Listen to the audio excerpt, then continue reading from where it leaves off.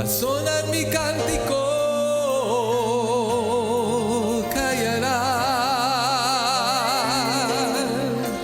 los muros caerán, los muros caerán con gritos de júbilo.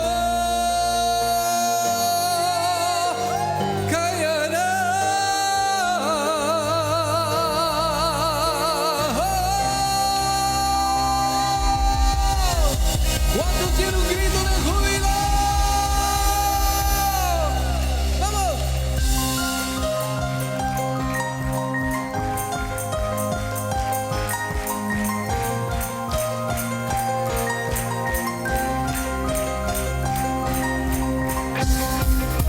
¡Aleluya!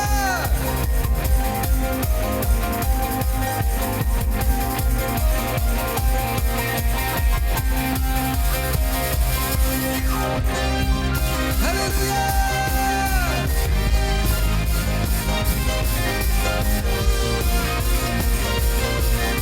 Vamos a exaltarle. Cuando le canto, la tierra se estremece, los muros caerán. Cuando le adoro, se rompen las cadenas, los muros caerán, los muros caerán, y los muros caerán, al sonar mi cántico caerán, y los pueblos, los muros caerán, los muros caerán, con grito de júbilo.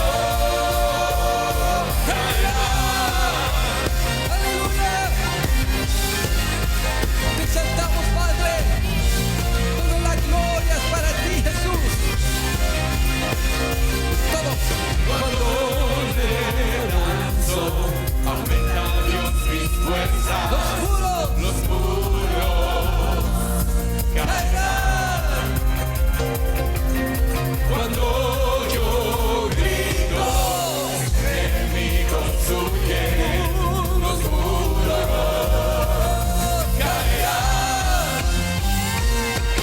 los muros caerán,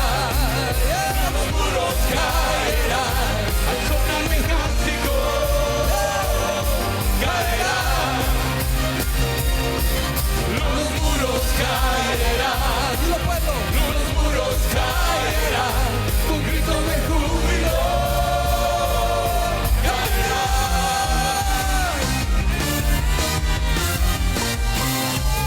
Con tus palmas, fuerte.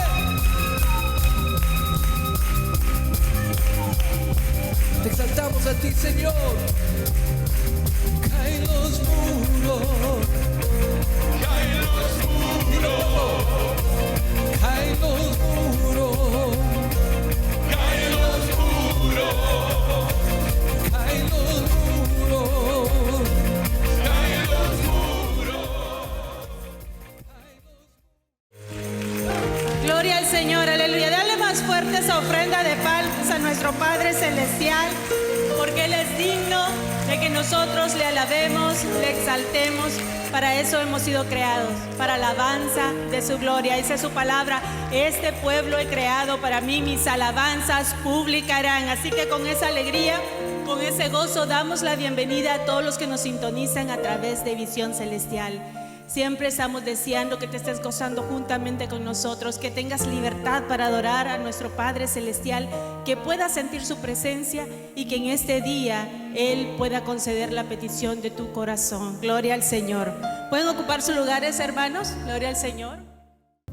Gloria sea dada a nuestro Dios. Qué bonita alabanzas, Dios, qué bonita presencia. Que eso siempre estaremos eternamente contentos, felices con nuestro Dios, que nos concede este gran honor.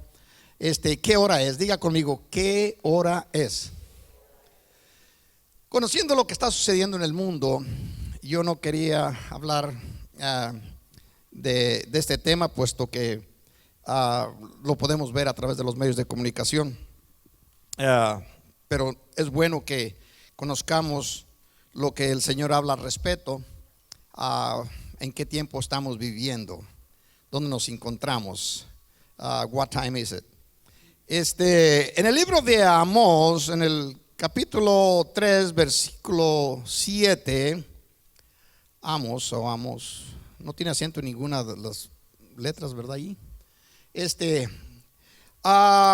versículo 7 dice así la palabra de nuestro Dios, y les voy a invitar a que le demos lectura a todos juntos si aparecen en las pantallas.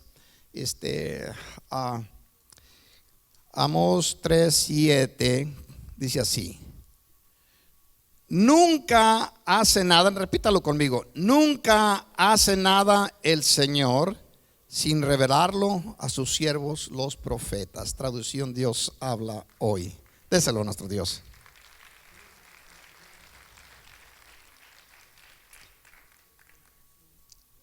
Que el Creador declare estas palabras es algo más que extraordinario, hasta un poco extraño al ser sobrenatural. Que Dios no hace nada sin antes habérselo revelado a sus siervos. Es algo muy interesante, amén. Que Dios mismo se ponga en esa posición. Todo lo que voy a hacer lo revelo. Se lo revelo a mis siervos, a mi pueblo. Así que lo que va a hacer el Señor en estos tiempos finales, en su mayoría, lo creo, ya nos fue revelado. Ya nos fue revelado por siervos los profetas, por nuestro Señor Jesucristo, por el Espíritu Santo. Es cuestión de que nosotros busquemos con diligencia e interpretemos las cosas correctamente, lo que el Señor nos ha revelado a través de los tiempos. Tristemente mencionarlo, hay poco interés en el pueblo creyente en este último tiempo. ¿Qué es lo que la palabra de nuestro Dios nos dice? ¿Qué es lo que el Señor nos dice a través de las Escrituras? ¿Conocemos lo que va a suceder? La palabra del Señor nos enseña que el pueblo creyente es destruido allá en el libro de Oseas, en el capítulo 4, versículo 6. Mi pueblo es destruido porque le falta el conocimiento. No se prepara.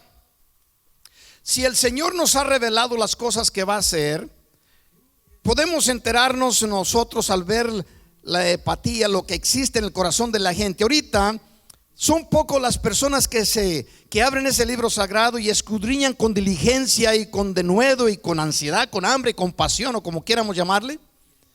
Escudriñan poco la palabra del Señor y lo único que conocen es lo que está sucediendo a través de los medios de comunicación, les enseñan. O poca información que tienen ya en sí con respecto de las Escrituras, lo cual es bueno.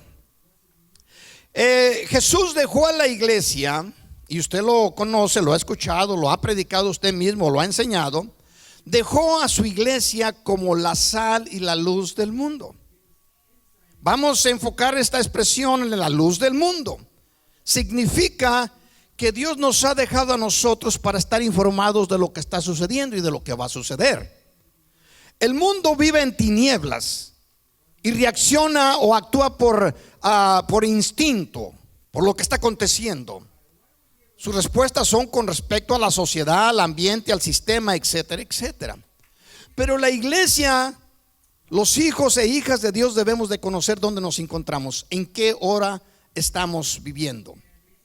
Es muy sencillo para las personas conocer en qué hora del día se encuentran.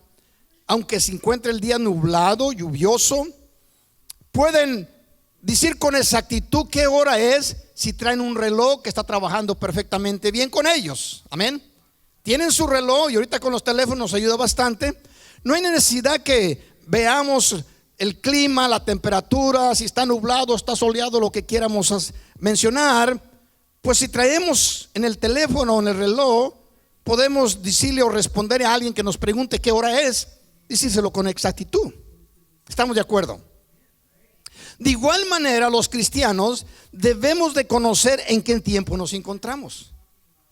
Dios ha establecido al pueblo de Israel, y por qué lo escogió Dios es otro tema y muy profundo. Lo único que vamos a repetir en este día o hablar es lo que realmente existe ya para el momento nuestro. Escogió a Israel para establecerlo como el reloj de todo el plan divino de Dios. Es el reloj del tiempo de Dios, de cómo va a ser las cosas. Estén de acuerdo en sus acciones, no estén de acuerdo, los critiquen por tiempos pasados o presentes o no, es otro asunto que no tiene nada que ver con el plan divino de Dios. Amén. De manera que cuando miramos al pueblo de Israel nos damos cuenta, nos enteramos en qué tiempo nos encontramos. Y la iglesia, los creyentes, debemos ser la luz de este mundo. Los que estamos informados, los que no andamos caminando como ciegos, los que sabemos de dónde vinimos y para dónde vamos. La iglesia es la que debe de estar enterada y no necesita estar viendo las noticias para conocer este asunto. Ahora, según el Señor nos dice en su palabra algunas de las cosas que estarán aconteciendo en los tiempos finales. Por ejemplo, se nos advierte que serán los tiempos difíciles. Eso es lo que encontramos constantemente en las escrituras. Número 1, dice, se nos enseña que aumentaría la apostasía. O sea, que el pueblo se apartaría de Dios. Daría poco interés a las cosas divinas, a las cosas santas, a las cosas religiosas. Que la gente hablaría en forma burlona con respecto del sistema de los creyentes o religiosos, como le quieramos llamar. De manera que la Biblia nos enseña en 2 Tesalonicenses que la apostasía aumentaría, el apartarse el pueblo creyente de las cosas santas. ¿Sí? Número 2, se nos enseña la pérdida de fe. Jesucristo nos dijo en un momento: cuando venga el Hijo del Hombre, ¿encontrará fe en la tierra?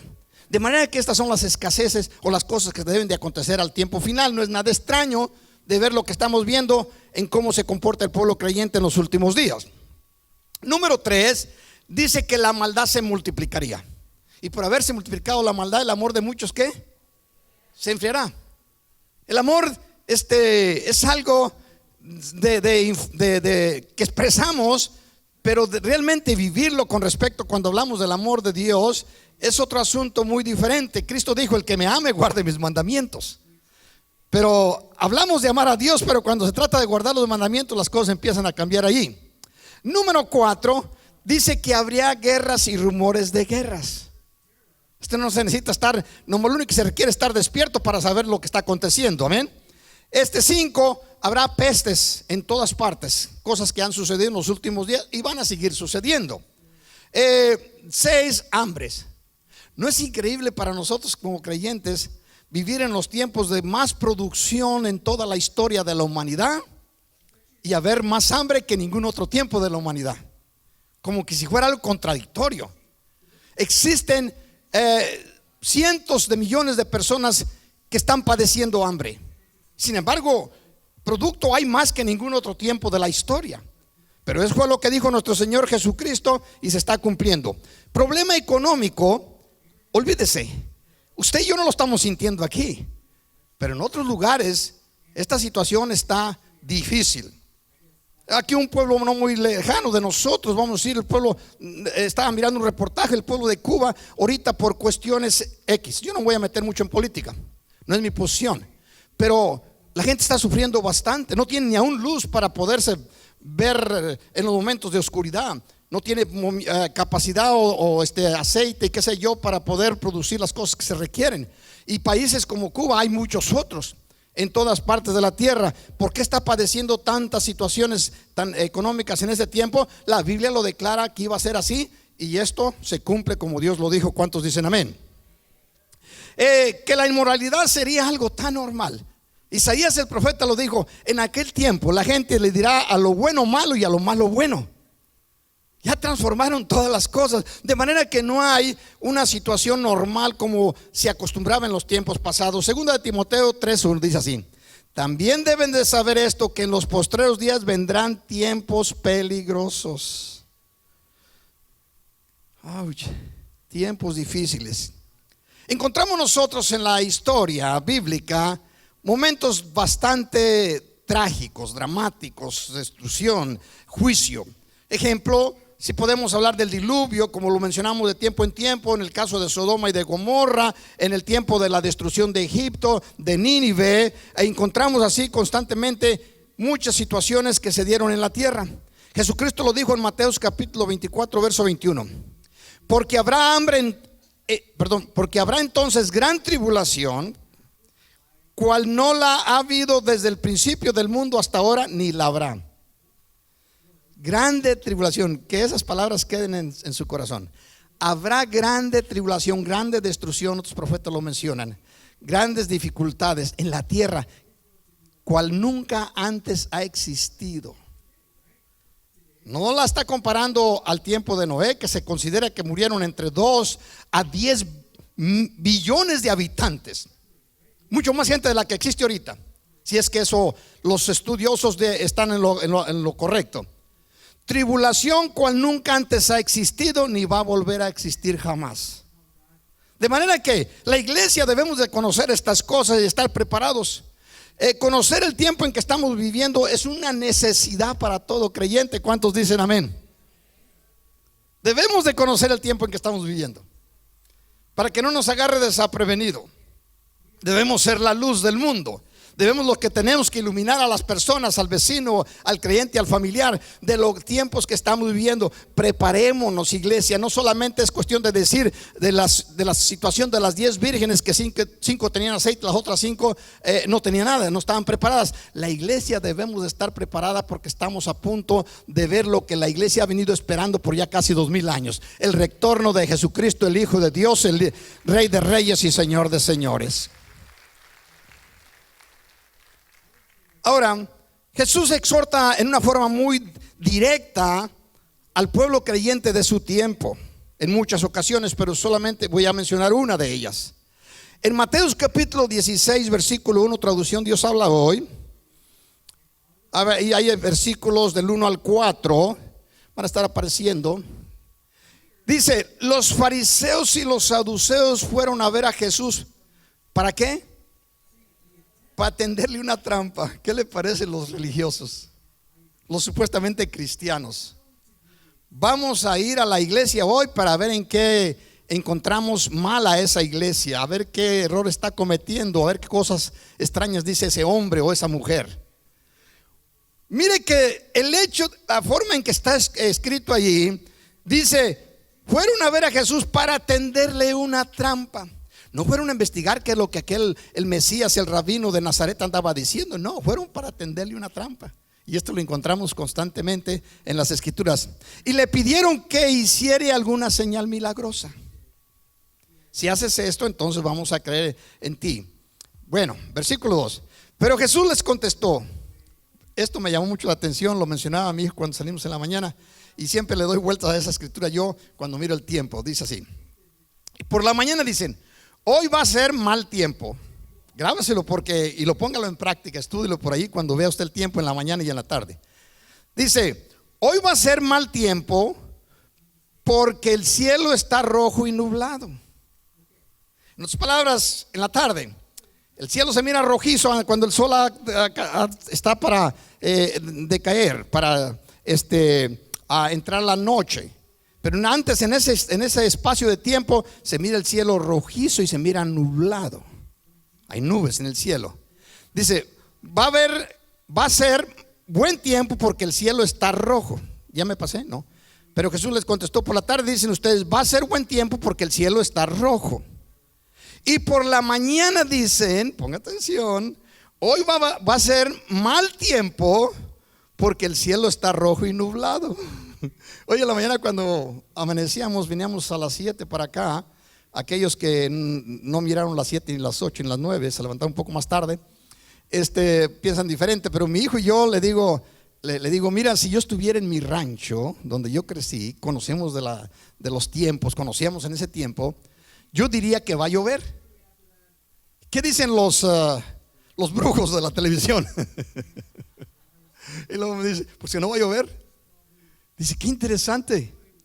Yo diría que va a llover, pero una cosa falta para que llueva, según lo que dice nuestro Señor Jesucristo: que el tiempo esté rojizo. Se mira nublado, parece que va a llover, pero no está rojizo, de manera que no va a estar feo el día. ¿Cuántos están aquí? Eso fue lo que interpreté del pasaje, ¿verdad? Y luego dice: hoy va a ser mal tiempo porque el cielo está rojo y nublado. Pues si ustedes saben interpretar también el aspecto del cielo, ¿cómo es que no saben interpretar las señales de estos tiempos? Si saben conocer, sabe que esta gente de los medios, de las temperaturas, de las que nos dicen si va a llover o no, le pegan casi, ya ahorita en este tiempo casi le pegan a todo. Yo me acuerdo cuando escuchaba por primera vez de ese nombre, para que le pegaran es solamente un volado, pero ahorita están muy cerca de conocer casi lo que va a suceder. Dice, esta gente malvada, vea cómo lo dice Jesús, e infiel, piden una señal milagrosa, pero no va a dárseles más señal que la de Jonás. ¿Están aquí? Dice, ¿por dónde va, pastor? En el libro de Isaías se nos enseña en varios lugares que cuando aparecería el Mesías, cuando vendría el Mesías a la tierra, iba a tener algo diferente a todos los demás profetas. Iba a ser diferente. Que iba a ser algo diferente a todo el resto de los profetas.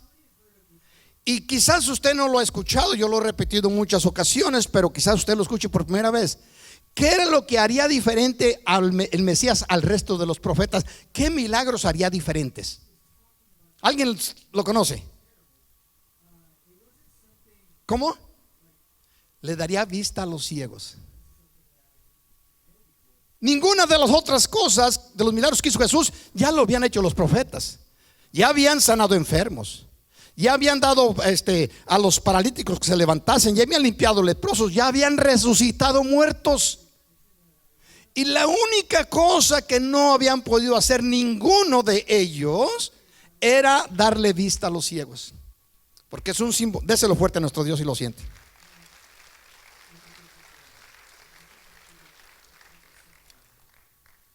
Jesús sana a un hombre que había nacido ciego de nación, y se hace un conflicto, un debate entre los fariseos, los saduceos y aún nuestro Señor Jesucristo. Se encuentra un debate bastante difícil. Y en ese debate el ciego está en medio del dime y qué te dirán.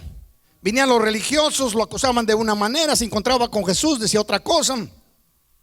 Entonces este hombre, lo único que había tenido la oportunidad era de ir a las sinagogas y escuchar la palabra. Cuando los religiosos, fariseos, saduceos y herodianos, cuando estos lo atacan, le dan duro, le dice: ¿cómo tú, siendo un hombre pecador, quieres enseñarnos a nosotros? En otras palabras, naciste ciego. Aún los discípulos le habían preguntado: Señor, ¿este nació ciego por su pecado o por el de sus padres? Era un conflicto bastante fuerte. Y este hombre, sin ser uno del centro religioso, porque a los ciegos los tenían aparte, les dice algo muy interesante a los fariseos en el versículo que le estaremos dando lectura, Juan capítulo 9, versículo 32. Les dice a los fariseos, a los herodianos, a los religiosos, a los escribas: desde el principio no se ha oído decir que alguno abriese los ojos a uno que naciese ciego. Desde el principio Jesucristo le estaba diciendo: conocen bien los tiempos, conocen interpretar bien el tiempo, qué es lo que va a suceder al día siguiente o el día en que están viviendo. Pero estos tiempos no los conocen ustedes, generación perversa, maligna. Es cosa que ustedes debían de conocer. Este hombre le está diciendo: nunca antes un hombre había abierto los ojos a los ciegos. El pueblo escuchó estas palabras, las tiró tras sus espaldas y no hizo caso. Sabían perfectamente, porque Isaías se los había repetido una y otra vez. Y lo que más consideraban ellos entre los libros proféticos, el que tenían el más elevado era el libro del profeta Isaías, porque hablaba mucho del Mesías. Ahora le está diciendo: ¿qué persona conocen ustedes o han escuchado que alguno haya abierto los ojos al ciego? No respondieron palabra. ¿Por qué? Porque sabían que el único que tenía el poder de darle vista a los ciegos era el Mesías. De manera que tenían todas las cosas necesarias para interpretar y entender y comprender que estaban viviendo los momentos en que el Mesías venía a presentarse delante del pueblo para redimirlo. ¿Y lo aceptaron? Cuando Jesucristo descendió en el burrito y le decían los niños y todas las gentes que venían allí, le decían: Hosana, bendito el que viene en el nombre del Señor. ¿Qué fue lo que contestaron los religiosos? Calla a estos muchachos, calla a esta gente que no sabe nada. ¿No ve lo que están haciendo? Jesucristo les responde: si estos callan, las piedras van a alabarme. En pocas palabras, Jesucristo les dice en Lucas capítulo 17 versículo 26: como fue en los días de Noé, así también será en los días del Hijo del Hombre. En las manifestaciones, en las apariciones de Jesús. Ponga atención, parece que no enseñan nada, pero enseñan mucho en estos versículos. Comían, bebían, se casaban y se daban en casamiento hasta el día en que entró Noé en el arca y vino el diluvio y los destruyó a todos. Así mismo como sucedió en los días de Lot, es lo mismo que está sucediendo en nuestros tiempos. La gente vive como si Dios no existiese. Dice el necio en su corazón: no hay Dios. El pueblo cristiano piensa que esto va a seguir caminando por la eternidad, o no sé cuál es la idea. Pero usted que conoce las escrituras, usted que está conectado con el Espíritu Santo de Dios, sabe que Cristo está a las puertas. Y si no lo sabe, es ya por decisión propia. Pero nuestro Señor está muy cercano. En estos estudios yo creo que va a aprender muchas cosas que le van a beneficiar para ayudarnos a estar más conectados al Señor. ¿Cuál debe ser el propósito de los creyentes mientras Cristo está a punto de retornar? Estar asegurándonos de que tenemos aceite en las lámparas, ¿sí? De que estamos preparados, de que el Señor nos encuentra listos para cuando suene la trompeta. Déselo fuerte a nuestro Dios. Jesús les dice en Lucas capítulo 21 verso 28: cuando estas cosas comiencen a suceder, erguíos, levantar vuestra cabeza, porque vuestra redención está cerca. Ahorita no es tiempo de andar contando los pasos que damos en la tierra. Estamos en tiempo para estar mirando hacia arriba, esperando en qué momento suena la trompeta y aparece el Hijo de Dios. Es tiempos que nosotros estamos viviendo. Usted se puede imaginar lo que le pasó al pueblo de Israel. Es increíble. Platicaba con mi hijo en la mañana cuando veníamos manejando de la situación de las iglesias, de la iglesia, no de la iglesia que se viene, de la iglesia en general, la condición en la cual se encuentra. Y mencionábamos cómo es la gente, qué poco le interesa el estar conectados con Dios. Dejan de ir a la casa de Dios por cualquier cosa, dejan de serle fiel al Señor por cualquier cosa, y otras muchas cosas que podríamos mencionar. Cuando Jesucristo anduvo en la tierra, de los 30 años a los 33 y medio, según se cree, predicó por 3 años y medio aproximadamente.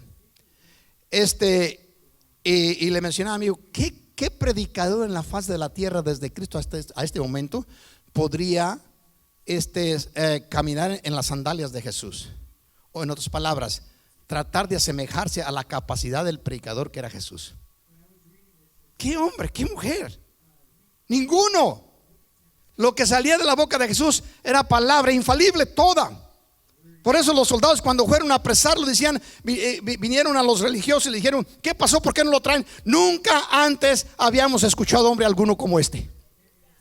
Porque todos hablan de las cosas que han estudiado y aprendido. Este habla lo que es. Las cosas que de él habla salen del interior de él. En otras palabras, todo lo que dice es verdad. Y platicando estas cosas, digo, ¿cuántos creyentes terminaron en fe para cuando Cristo murió y resucitó? ¿Alguno tiene una idea cuántos creyentes alcanzó Jesús en los 3 años y medio? ¿Alguien puede decir un número? Ok, 120 creyentes.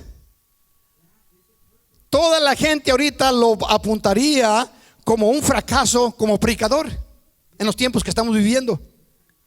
120 creyentes, ni aún sus propios hermanos creían en él.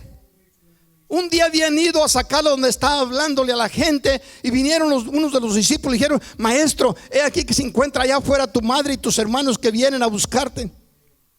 Y Jesucristo les dice: ¿quién es mi madre y quién son mis hermanos? Estos que están escuchando la palabra de Dios, ellos son mi madre y ellos son mis hermanos. Amén.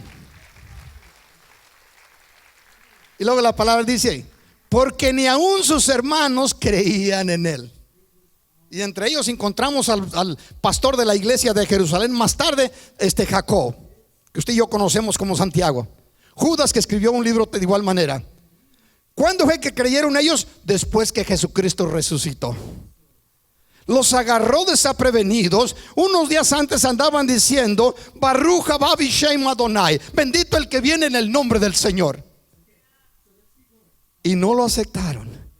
Jesucristo nos da constantemente información para que usted y yo tengamos este conocimiento en qué tiempo estamos viviendo. No es difícil conocer la hora que nosotros vivimos cuando tenemos delante de nosotros un reloj para ver la hora. Pues no es difícil saber en qué momento nos encontramos cuando miramos el reloj de Dios, que es Israel. Como quieramos juzgarle, Israel ha hecho cosas que se ganó el cariño y el aprecio del mundo entero cuando fue destruido en el año 1947, 46, 47, 48, cuando Hitler destruyó a cerca de 6 millones de judíos. Usted conoce la historia. Claro que conmovió al mundo. Regresa a su tierra y el pueblo, principalmente creyente, empezó a abrazar al pueblo de Israel y apreciarlo, a orar por él como Dios lo recomienda, orar por la paz de Jerusalén. Pero lo que está haciendo en este momento, para que usted veamos lo que Dios permite que acontezca, no estoy tomando lado político de ningún lado, solamente para usarlo como un ejemplo. Lo que está haciendo el pueblo de Israel en este momento no tiene sentido. Humanamente no tiene sentido.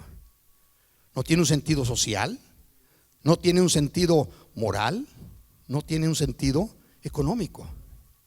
¿Sabe la cantidad de gente de pueblo judío que vive en Israel en este momento?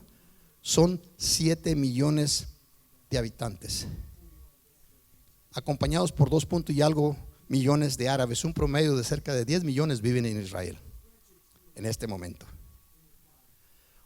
De judíos, un poco menos que la gente que vive en Houston y los suburbios de Houston.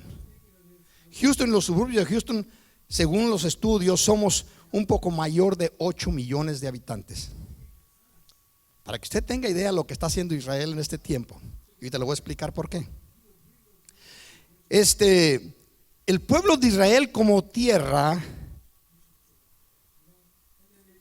cabrían, si agarráramos el pueblo, la nación de Israel, y la uniéramos repetidamente, necesitaríamos 33 Israeles para poder completar el estado de Texas. O sea que en el estado de Texas cabrían 33 Israeles. Para que tenga usted idea del tamaño de esta nación. Y en estos últimos tiempos se haya confrontado a pelear con un pueblo, Gaza, que tiene la misma cantidad de gente allí que la que tenía Israel, 7 y algo de millones, o Líbano, o Irán, que tiene cerca de 100 millones de habitantes, armados hasta los dientes. Y Israel está haciendo esto. No tiene un sentido económico, no tiene sentido moral, porque hay muchas cosas que están haciendo que nosotros los creyentes que estamos orando por la paz de Jerusalén como Dios nos lo ordenó, también miramos cosas de cómo son destruidos los pequeñitos, que le duele a cualquier persona que no sea, aunque no tenga sensibilidad en su corazón, le duele. Y muchos de estos son cristianos. Entonces, ¿por qué está haciendo estas cosas? Zacarías no lo enseña. ¿Por qué razón está actuando de esta manera? Recuerde, el plan de Dios es algo que usted y yo no podemos transformar. Estemos de acuerdo con este pueblo o estemos de acuerdo con este otro pueblo. Eso es asunto de nuestros sentimientos, de ver. El Señor nos ha dado capacidad de ver lo que es bueno y lo que es malo. Pero lo que está haciendo el pueblo de Israel no tiene un sentido común. Confrontarse a tanta gente, a tantos pueblos, con tan solo 7, 8 millones de habitantes, sin el temor de ser destruidos. ¿Por qué lo está haciendo? Mire Zacarías, ponga atención a lo que dice Zacarías y usted va a entender por qué razón lo estoy mencionando como inicio para estas enseñanzas. Zacarías capítulo 12, versículo 2. He aquí yo pongo a Jerusalén por copa que hará temblar a todos los pueblos de alrededor contra Judá en el sitio contra Jerusalén. Dios dice, pongo a Jerusalén, pongo a este pueblo, a este pequeño grupo, los pongo en el centro de la tierra y va a hacer temblar, al final de los tiempos, va a hacer temblar a las naciones. Sabe que naciones tan poderosas como Estados Unidos, Rusia y otras están temblando. La China están temblando por la situación que está sucediendo, porque Israel nos puede llevar a una guerra mundial.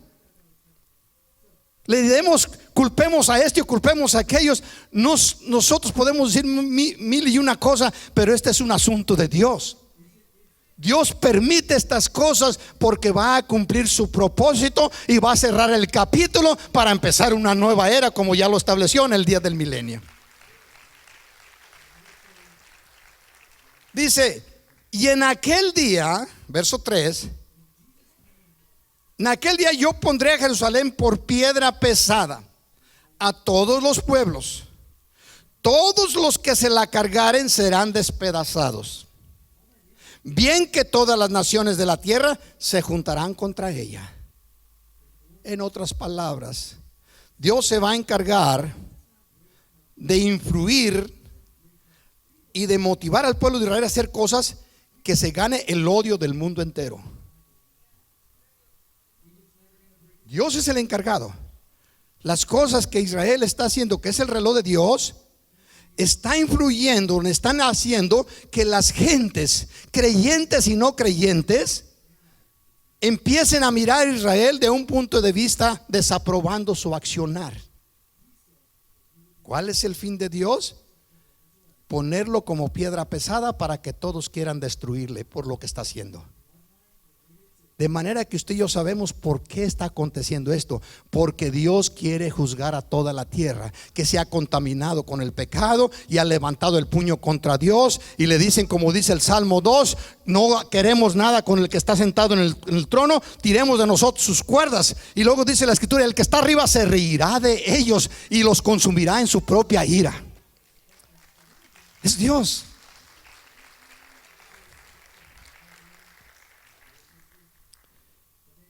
En el libro de Tesalonicenses, de manera que, perdón, antes para no dejarlo allí al aire, lo que esté haciendo, ¿estará bien o no estará bien?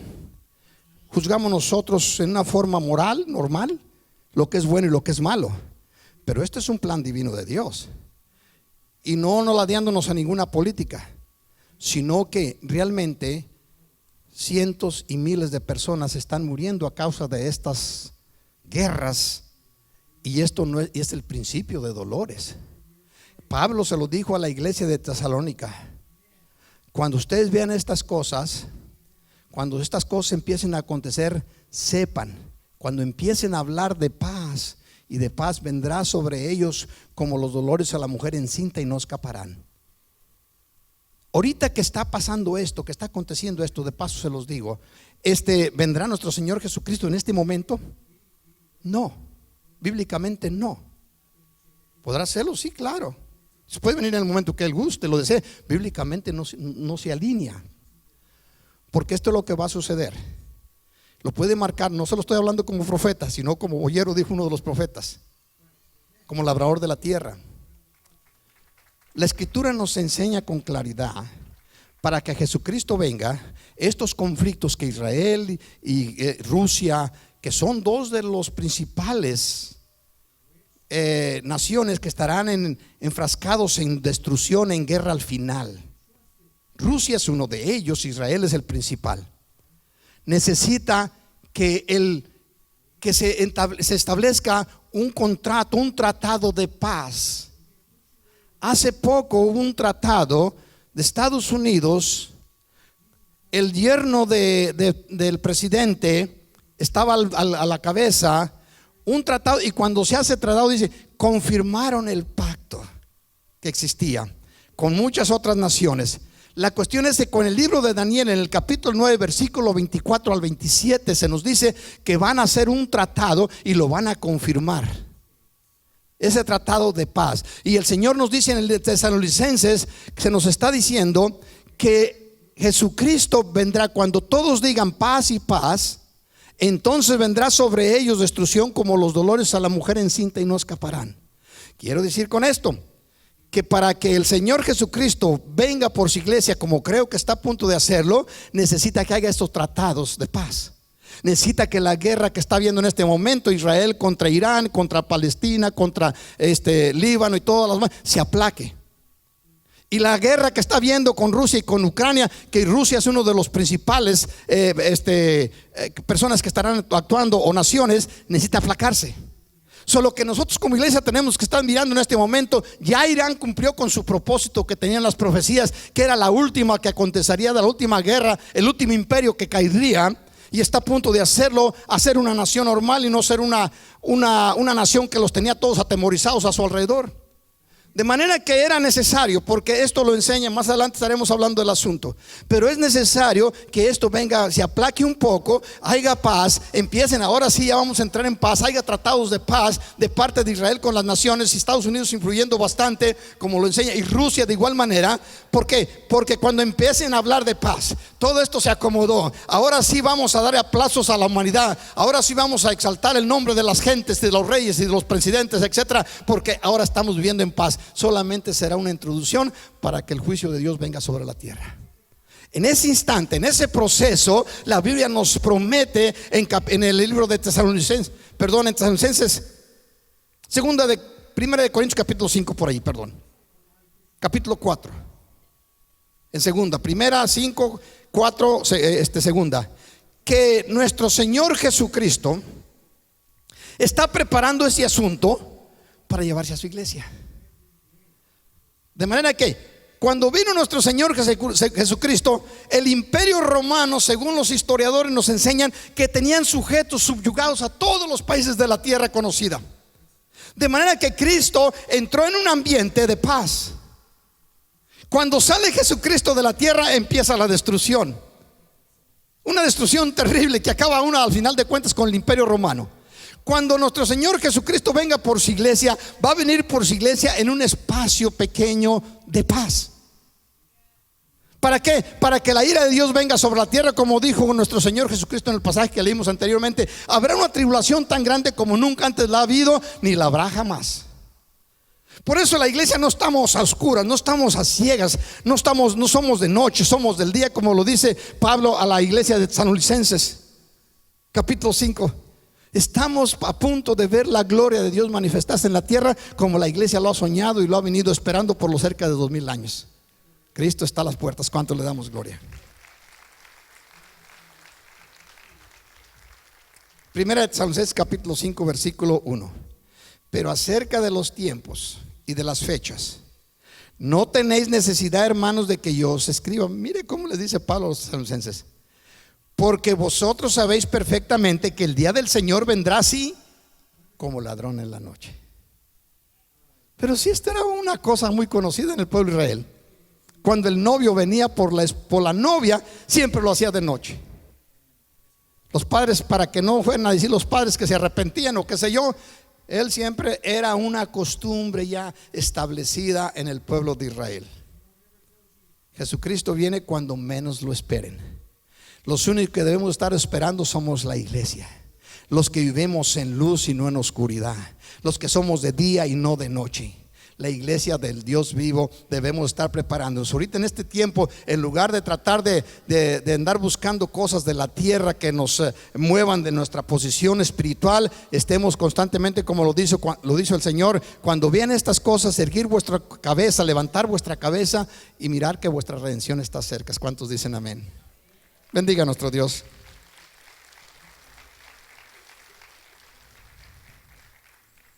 Según Pablo, la iglesia tesalónica conocía perfectamente los moed del Señor, los tiempos asignados, los tiempos establecidos por Dios en una forma muy clara. Es la iglesia que más conocimiento tenía con respecto de la venida del Maestro. Encontramos nosotros en la Biblia que se nos habla constantemente en el Antiguo y Nuevo Testamento. Me han escuchado muchísimas veces, lo sigo repitiendo porque son cosas que nos se conviene conocer en estos últimos días. Existen dos tiempos en la Biblia, que son primavera y otoño, los cuales habla la Biblia de las apariciones de Dios, que también lo repite como dos lluvias, lluvia temprana y tardía. Existen 7 fiestas que yo les doy mucho, quizás las trillamos bastante, pero es importante porque ellas son el plan de Dios. Son los momentos en que Dios se presentará delante de su pueblo. La fiesta de la Pascua, panes sin levadura, primicias, semanas, trompetas, expiación y tabernáculos. Me perdona que vaya tan rápido a través de ellas, ya las conocen ustedes. Pero esto es clave. Ahora vamos a saber cómo es y cuándo es que el Señor viene por su iglesia. Oseas capítulo 6, versículo 1.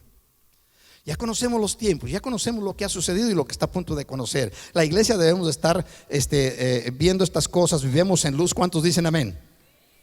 Dice la Escritura que el Señor nos rescató del reino de las tinieblas a la luz al reino de su Hijo admirable, de luz de su Hijo admirado, nuestro Señor Jesucristo.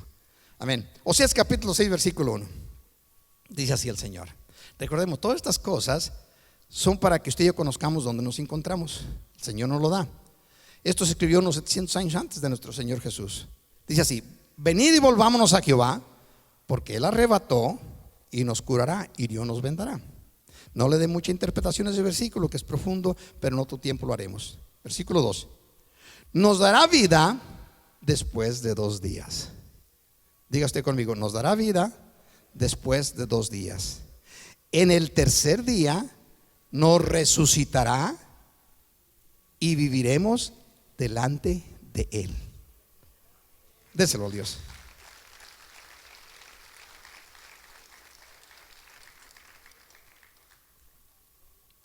Hay unos ejemplos en las Escrituras a seguir para que usted y yo interpretemos este versículo con claridad.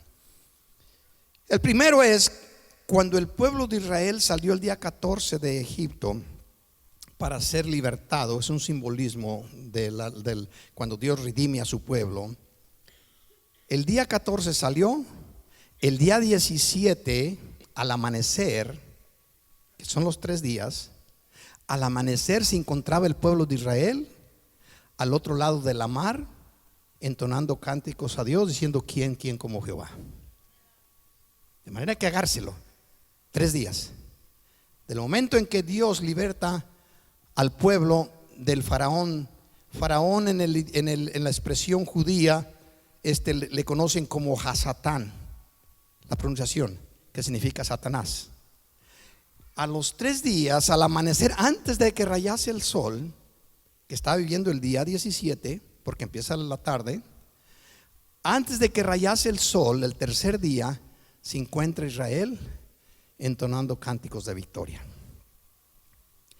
1600 años más tarde, el día 14, Jesucristo se encuentra colgando en un madero, en una cruz, siendo bajado de la cruz, puesto en la tumba, el día 14.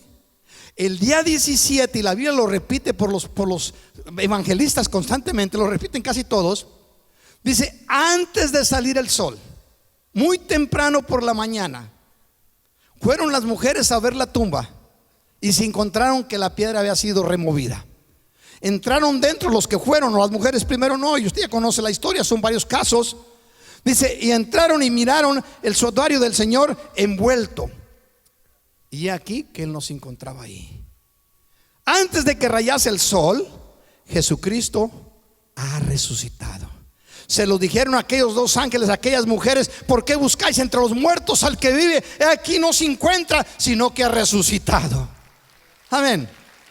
Exactamente a la misma hora que Israel cruzó la mar y estaba al otro lado cantando cánticos de victoria. Oseas nos lo dice a nosotros. Dice: nos dará vida después de 2 días. En el tercer día nos resucitará y viviremos delante de Él.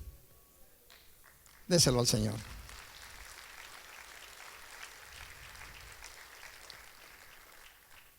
Lo dice el salmista David, lo dice Pedro. Sabemos que para el Señor un día es como 1000 años. Estamos cruzando dice al segundo día, dice nos dará, lo voy a volver a leer, dice nos dará vida después de 2 días. Todavía en el tercer día, antes de que salga el sol, al entrar el tercer día, el Señor nos resucitará. Y luego dice el versículo 3: y conoceremos y proseguiremos a conocer a Jehová como el alba está dispuesta a su salida, y vendrá a nosotros como la lluvia tardía y temprana a la tierra. Déselo al Señor.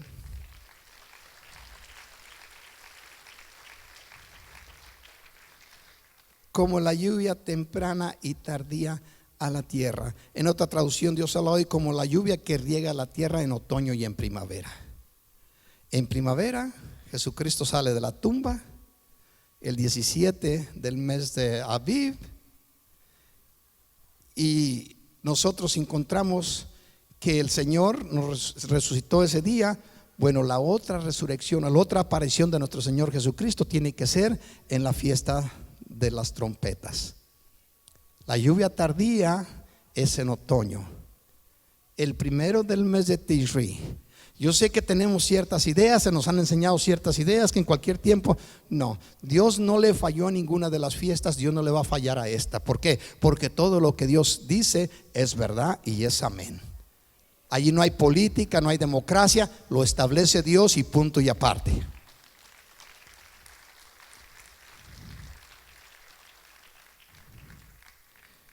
Se me terminó el tiempo. Voy a leer los últimos versículos que tenía aquí. Pedro, segunda de Pedro, la traducción Dios habla hoy 3:3. Sobre todo tengan en cuenta que en los días últimos vendrán gente que vivirán de acuerdo con sus propios malos deseos, y que en son de burla, ponga atención, burla y blasfemia es la misma cosa. Hacen burla de los creyentes. Con que eres aleluya, con que eres cristiano y todo esto, y empiezan a burlarse de los cristianos. Dice, en son de burla preguntarán, ¿qué pasó con la promesa de que Cristo iba a venir, iba a volver? Ya murieron nuestros padres y todo sigue igual desde que el mundo fue creado. ¿Cuántas gente le han dicho, Cristo va a venir, que Cristo va a venir? Ya no lo han dicho desde que estaba pequeño. He venido escuchando esa idea y nunca ha venido. Pedro mismo les contesta, estos ignoran voluntariamente, con propia decisión están ignorándolo. Saben que lo que estamos viviendo no son tiempos normales, sabe que son tiempos finales, no hay mucho para qué darle.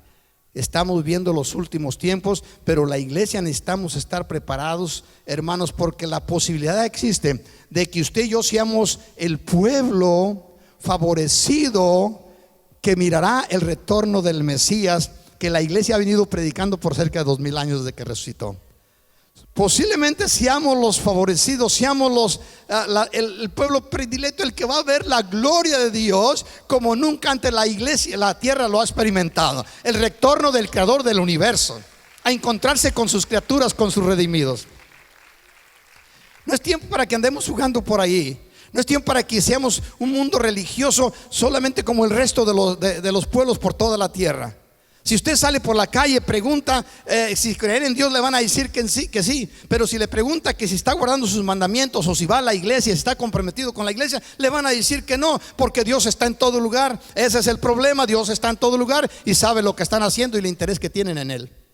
Pero Dios sabe los que son suyos. Se lo dijo claramente el apóstol Pedro y el Pablo a Timoteo.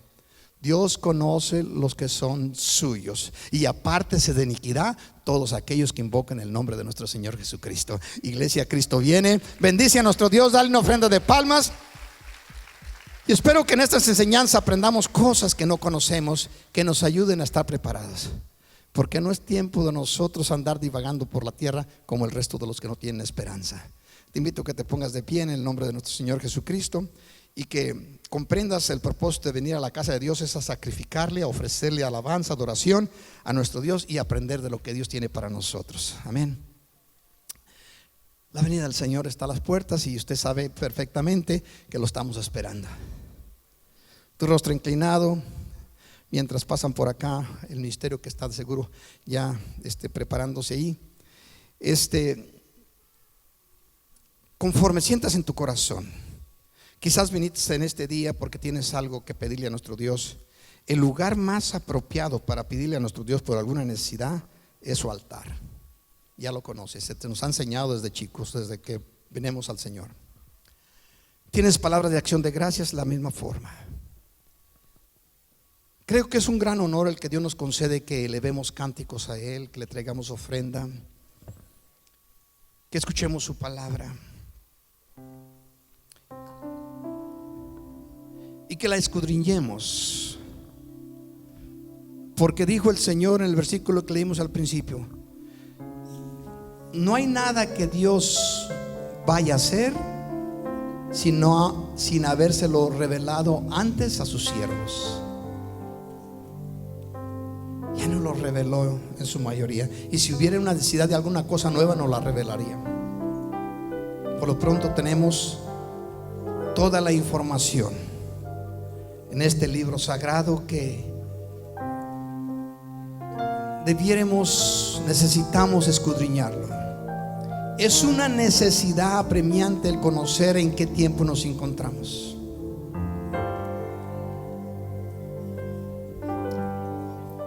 Señor, nos encontramos aquí en tu casa. Padre, tu pueblo le erró en una forma dramática, Señor, cuando viniste hace 2000 años. Y podremos culparle, Señor, a ellos, teniendo el conocimiento que tenían. ¿Por qué le fallaron tanto? Pues ¿qué podrán decir de nosotros los que vienen atrás de nosotros, Señor? O los que vivan en el milenio. ¿Cómo nos encontramos, Padre, tu pueblo en este tiempo final?